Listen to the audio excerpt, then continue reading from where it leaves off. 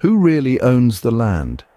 Is it the person who holds the deed, the nation that enforces its borders, or perhaps it's an entity beyond our comprehension? This question is not merely philosophical, it has been at the heart of countless conflicts throughout human history, including the ongoing strife in regions like Israel. Traditionally, land ownership is perceived through the lens of legal rights and national sovereignty.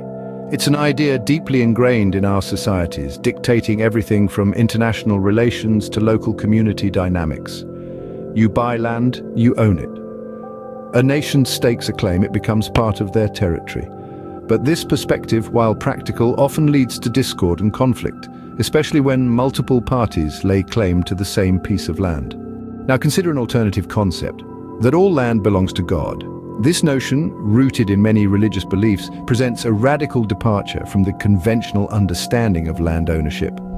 Instead of human entities, the ultimate owner of all land under this belief is the divine. In this context, the disputed territories revered by Jews, Christians, and Muslims alike are not simply parcels to be divided among nations, but divine property to be stewarded with reverence and respect. The focus shifts from territorial dominance to shared responsibility, from division to unity.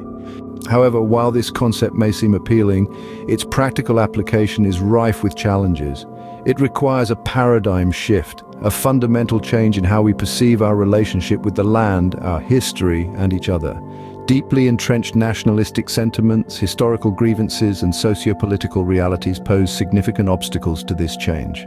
To summarize, the idea that all land belongs to God provides a compelling argument for rethinking the basis of many conflicts. It challenges the traditional narratives of land ownership and suggests a shift towards shared responsibility and respect. However, its practical implementation is complicated by various socio-political factors and deep-seated beliefs. It requires not just political resolutions, but also significant societal and cultural transformations. The path to peace, as it turns out, may be less about carving up the land and more about changing our hearts and minds, because at the end of the day, it's not just about who owns the land, but how we care for it and for each other.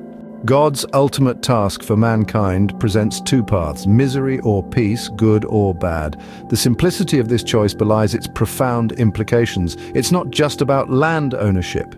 It's about our collective responsibility to care for the land and each other, to choose the good over the bad, peace over misery. As simple as it sounds, this choice is the root of war and conflict, and the path we choose will determine our collective destiny.